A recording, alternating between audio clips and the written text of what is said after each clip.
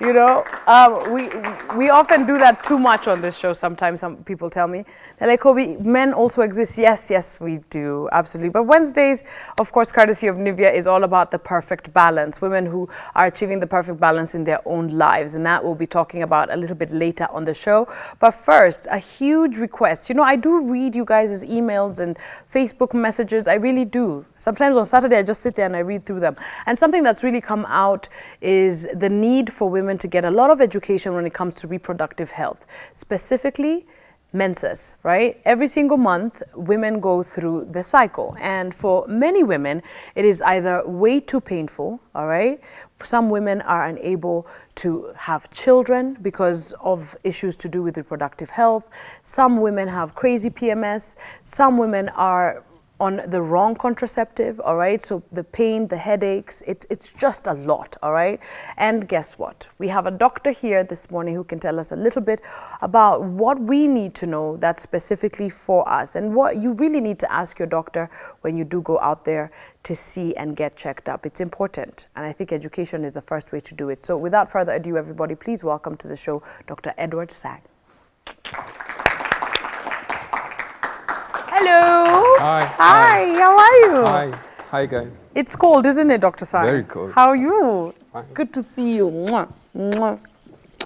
I know people will remember you from our previous show. Yes. AM Live. Yes. Yes, Dibal is holding fort over there now. Oh, fantastic. You know, it's politics. Yes. But you know I'm not a political person at all. No. I'm all about lifestyle, health, that kind of thing. Yeah. Of course, I think let's start from the beginning for those who are meeting you for the very first time. Tell me a little bit about yourself, Dr. Sang, and how you got into women's health.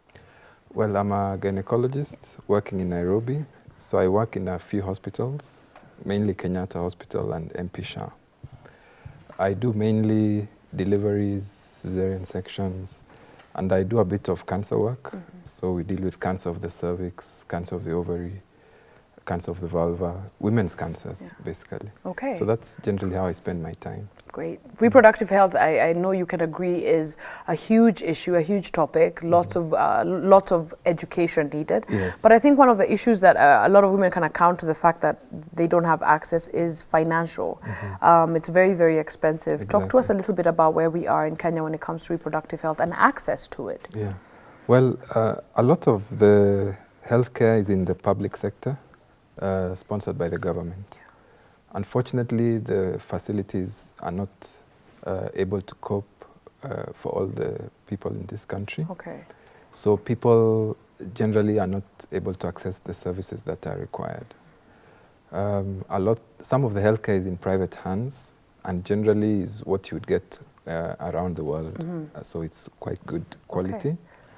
Okay. As far as funding is concerned, some people have insurance, but very few have private insurance.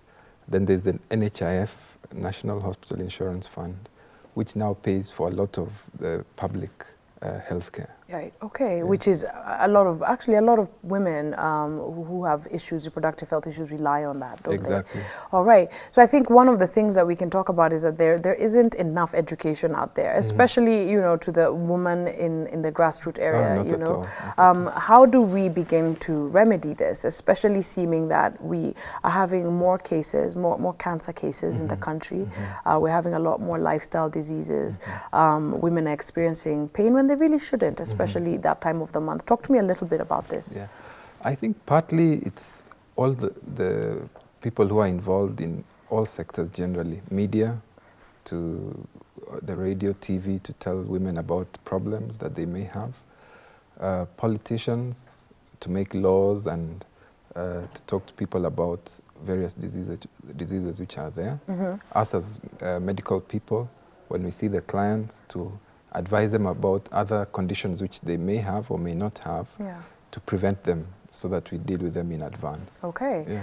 Right, now looking at the topic today, we're talking about painful periods and PMS. I think, you know, for a lot of people, they just don't know how crazy it is. Men, they just look at you at that time and they're like, where was that? You don't know. Yeah. I'm going through a war, right? And you just need to understand. Yeah. And I think today we're going to do that. We're going to demystify a lot of misconceptions out there and just give a little bit of remedy and information. Let's start with painful periods. Should your periods be painful? Generally, most ladies would have some discomfort, but there are some who have excessive pain that it completely, they're not able to work, they're not able to go to school.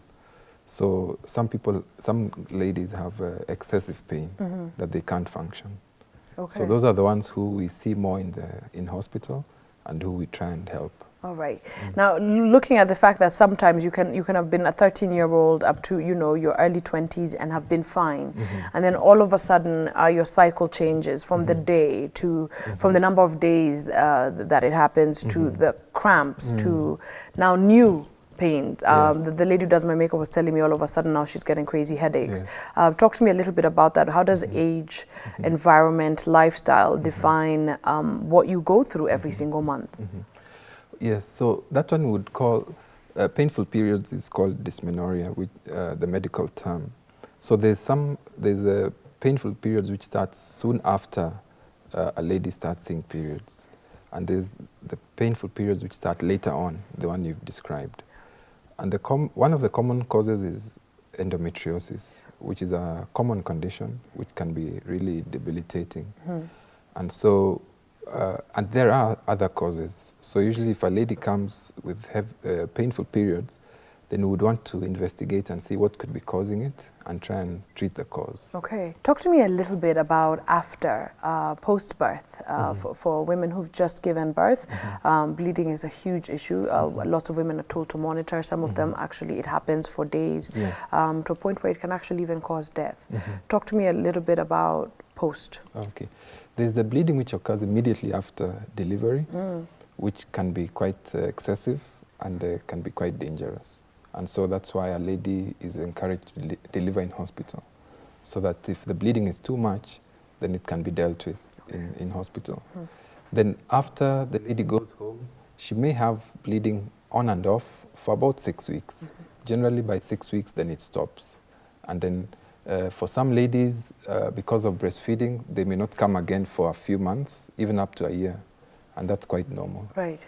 But then for some ladies, then the cycle comes back and then the periods start, maybe even 6 weeks, 8 weeks, then it's back. Okay.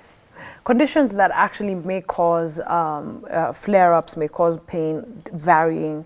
Fibroids, for example. Talk to us a little bit about fibroids. Many women, especially African women, experience this. It's almost become a thing because they don't know what causes them. The doctor tells you just have a child. It's become such a crazy topic, and I think it's ridiculous, number one, because there are ways to actually, you know, keep especially overbleeding at bay. Talk to me a little bit about fibroids. First of all, what causes them?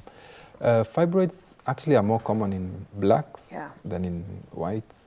And by the time a woman is 50 years old, half of them will have fibroids. It's a very common condition. It's just a growth in the muscle of the uterus. What causes it? Maybe genetics, because it runs in families. So if a lady's mother had it, then she's probably going to have it. And it usually causes issues in late 30s and 40s, because that's when they are getting big. And the main problem is that they cause heavy bleeding. If they are not causing any problem, then we just ignore them. In some younger ladies, it can cause difficulty in getting pregnant or can cause miscarriage. Fortunately, quite rare. And then doesn't usually cause much pain. So the main problem would be heavy periods, to the extent that somebody can get extremely anemic and can get dizzy, faint, and need even blood transfusion. Wow. So those are the ladies we would take care of. But fortunately, the majority don't have any issues at all.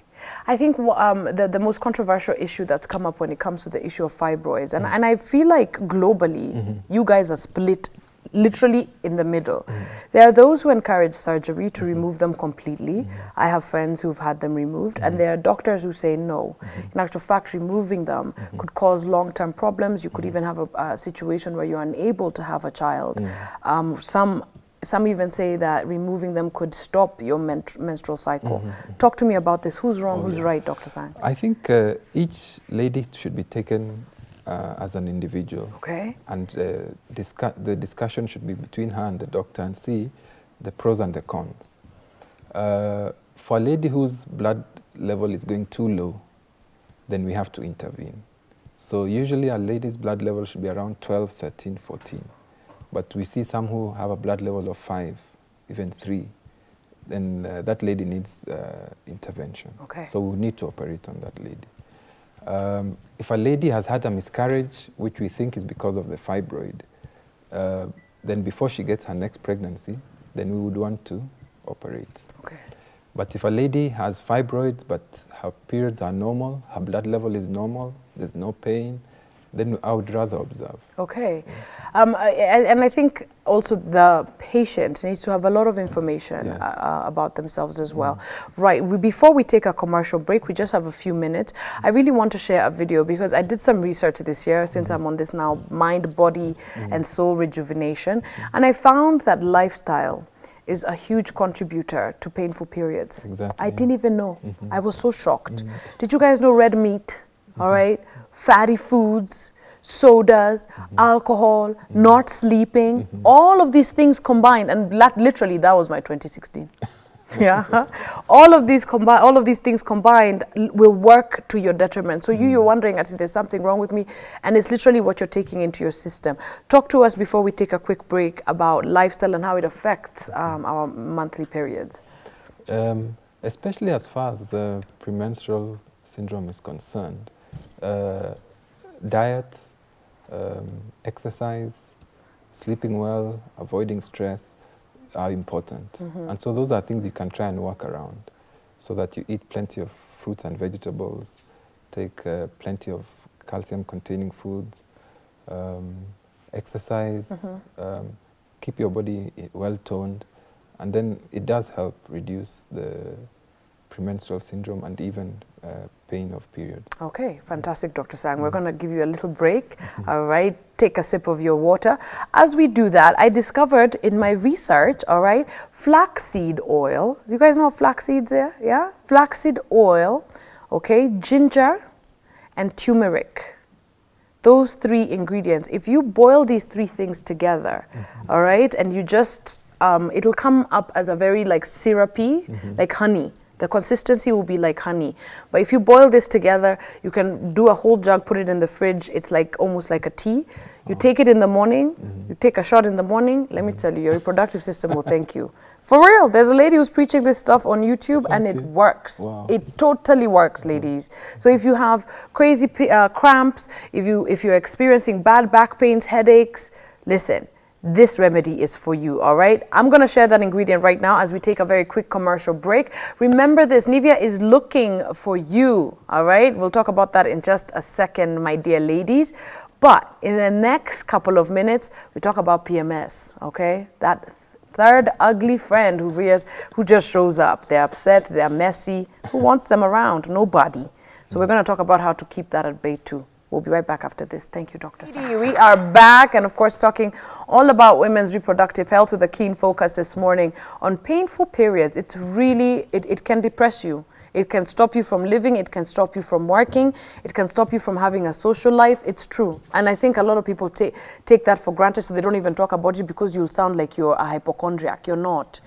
Listen, if you are going through something that hurts every single month, it's not supposed to be that way, is it, Dr. Sang? No, not at all. You shouldn't be dying, you shouldn't be depressed, and you should not be in pain, right? It's true. Okay, great. That's now clarified. We're going to give an opportunity to the audience to talk to us in just a second. But one of the things I want to talk about before we dive into PMS is medication and treatment. You know, they tell you about the hot water bottle, sleep, you know. But medication, especially, be it ibuprofen or aspirin, a lot of women shy away from it because they feel that they'll either become addicted or their body will just eventually become too used to it. What can you say about especially treating painful cramps? Well, the painful cramps are caused by a chemical called prostaglandin, which is produced in the uterine muscle. So the brufen and the aspirin helps prevent the formation of that compound. And so they are useful and very important in the management of painful periods. Okay. So, and they're not addictive. So once the pain is there, you take it. If there's no pain, you don't need to take it. Okay. So there's no dose like an antibiotic where you have to finish a dose. So you just take it when it's needed. The other drugs we use for painful periods are contraceptive pills, even for schoolgirls. And at times we have to write a letter to the headmistress to just say that this girl has painful periods and needs the family planning pill. And it enables them to go to class, whereas in the past, for 3-4 days every month, they had have to be in bed. Okay. Contraceptives, a big thing. I went to my OBGYN and I told him about my PMS and my pains, and he prescribed the pill. He said, Kobi, you cry too much. I said, yes, I'm a mess, I'm angry, I'm all sorts of emotional mess, right? And he recommended the pill, which actually helped a little bit, especially with the pain. But let's talk a little bit about contraceptive as a form of treatment. Does it work? It does. Really? Yes. And we've had many ladies, when we've tried, if the brufen isn't working, the aspirin isn't working, then the pill generally does work, and it does very well. Now, the pill comes with its own side effects. The mood swings, you become a monster, nobody wants to be around you, right? Yes, you're shouting in the office, you're shouting in the house, you're shouting in traffic, you're just a messy Bessie, right? And everyone's looking at you like, and then the next week you're nice, and nobody likes you anymore, right? Umekosana na watu. Why is after everything we have to suffer through in our lives as women, why did God add PMS? What is it for? I think it's mainly the hormone changes. Okay. In that when a lady is pregnant and the hormones are not so much, or after menopause, then the hormone changes are not so dramatic. Right. And so it's found that the ladies are a bit more calm. So it's a hormonal thing. But on the bright side, the same hormones prevent heart disease. Okay. And so maybe that's a positive. Maybe it is a positive thing, absolutely. There is, though, a borderline where some women have gone into very deep depression during their cycle and able to come out of it after. For different women, it actually varies. Some mood swings also can give you suicidal thoughts, I've read. Talk to me a little bit about this, and how then, if you know that this is you, how do you control this and sort of stop warding it off as it's just that time of the month? Yes. When the symptoms get a bit excessive, when the anger is too much, when you're not sleeping, when you're depressed, then you need to see a doctor. And one of the medications that is used is antidepressants, like Prozac. Right. And so it's just something that does happen to some people, and they just need a little more treatment than others. Very true. And there's something to be said about smartphones now. We all have these smartphones. My girlfriend got me onto this app that literally rings crazy alarms to tell me, hey, you're about to become a monster. So what I do is I meditate. I take time and I meditate, I take walks, and it really does help. I'm telling you, exercising helps, taking time for yourself helps, a lot of water as well, what we're eating, our diet. You can't go and hang the whole weekend, ladies, all right? You can't go and gynice, umekula yote, nyama choma, everything. Then you get horrible PMS and you think that the two are not related. They are related, right? Definitely. Okay. So guys, I'm going to give you an opportunity to ask questions to Dr. Sang. We have many women in our audience. I'm happy about that, all right? What's your name, love? Hi, my name is Ashley, and I was wondering, why is it that when women get on their periods, they usually get really crazy acne? Because most women I know, they usually go through that, and is there any remedy or medication you can put to tone it down, or do you have to suffer through it? Good question. Very good question. Dr. Sang? Yeah. Well, again, it's because of the hormones which affect the skin and the way the skin functions, and causes blockages in the glands of the skin, and so you get acne. It depends how bad it is. If it's one pimple and it disappears soon after the periods, then that's fine. But if it's too much and the lady is uncomfortable, then there are medications to help. Even and if she, for example, some of the medications are actually combined with the contraceptive pills, so that if she has an issue with the skin, there's some contraceptives which have some medication to help with the acne.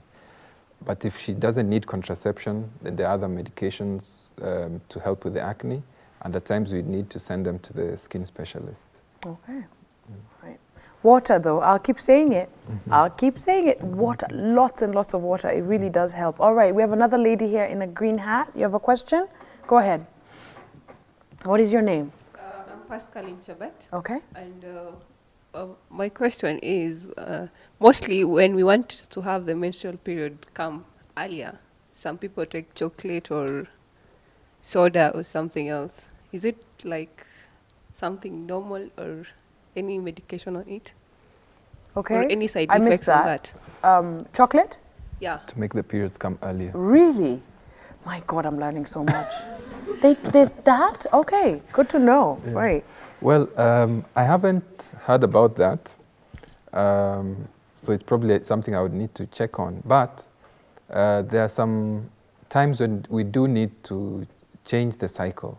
For example, if a lady is traveling out of the country and the periods would interfere with her work, or if she's going on honeymoon and the periods would interfere. Are you seeing the shock on my face, everybody? You can stop this? Yeah. By long term, short term? Short term. So what we would do is put her on the pill. So because usually the pill comes in 21-day cycle. So you take 21 pills and then when you finish, the periods come. Okay. So let's say her periods were to come the same day as her wedding. So we can start the pill 2 weeks before. Then the periods will not come until after the pills are over. What are the side effects for this?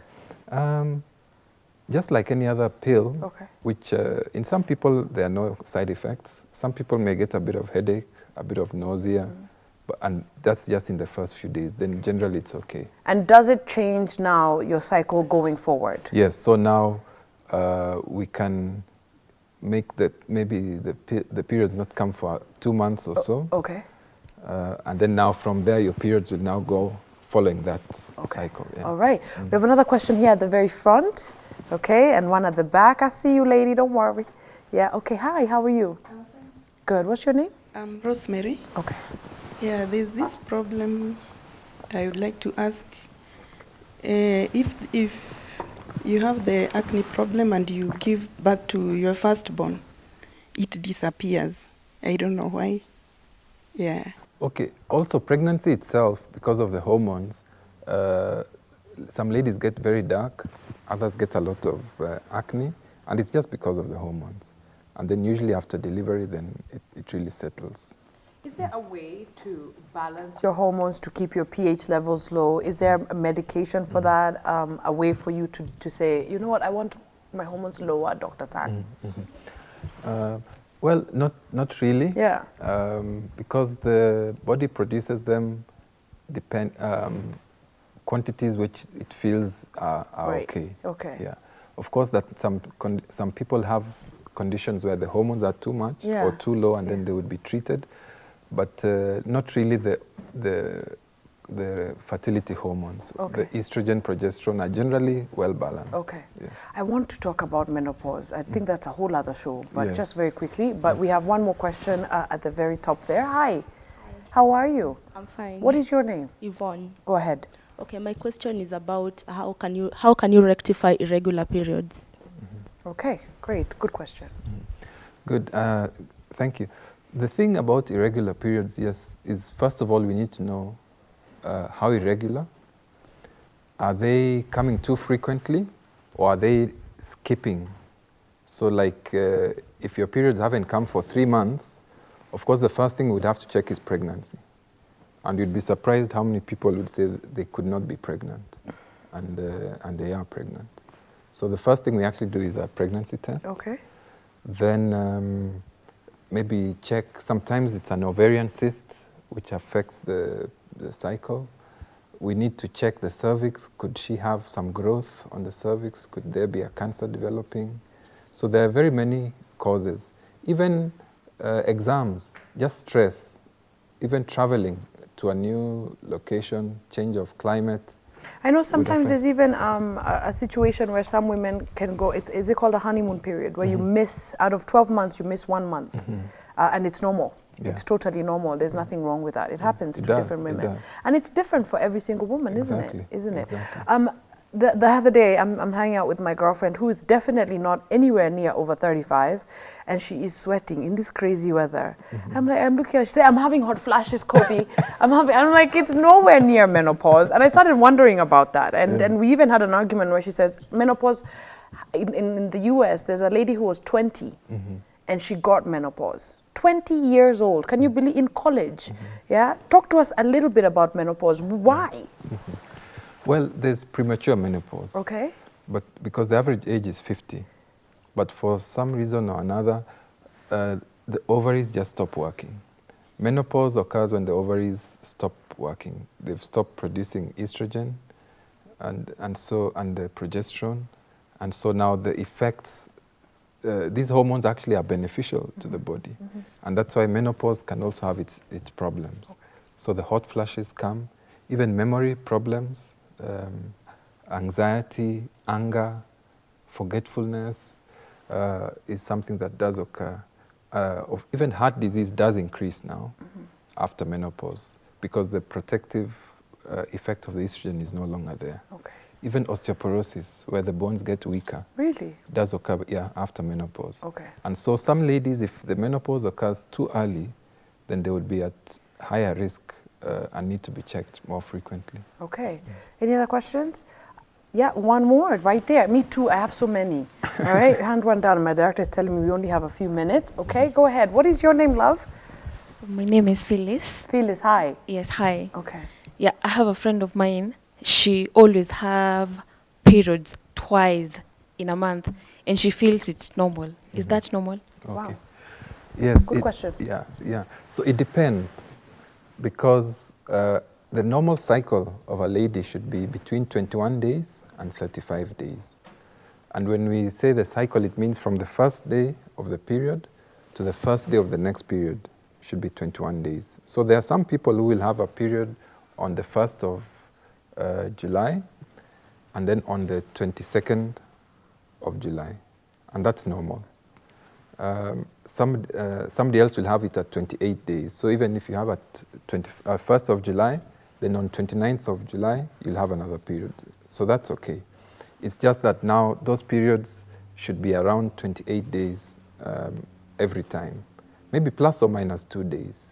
That's a regular period. So having it twice in a month is not really a problem. It's the length of the cycle itself. Yeah, your body didn't know that it's 22nd July. Yeah. It didn't care. Yeah. You just know it's 28 days later, right? But here's the thing, and I have to say this. I read this on social media, you know, there's a meme going around about missing a period, you know, and how the boyfriend stukas, and he's like, isn't it supposed to be the time of the man right now? You know, and I'm just like, no, women should just know, you know, women should just know, you should know your body like the way you know your phone. And girl, you know your phone, right? But Dr. Sang, we wanted to find out, how do we contact you? Where are you located? Many women, I'm sure, who are watching would like some advice from you. You're open? Yes. So I think my number can be shared. We will share it on our social media platforms. Yeah. So that would be fine. And you're located here in Nairobi? In Nairobi. In CBD? Yes. Okay, fantastic. Yeah. We will, of course, link you guys up with Dr. Edward Sang. He's really amazing, and he's so gentle and nice, isn't he? Yes, very, very informative as well, right, ladies? Yeah. Men, have you learned something? Yeah, you have sisters, moms, aunties, girlfriends, you've got to know this stuff. Right, so you'd never have to worry when you have a missed period, or if something is wrong, if you're getting your period twice in a month, all right? Dr. Sang will be there to help you out. Thank you so much for being here this morning. You've been a wonderful, wonderful way of information. Be right back.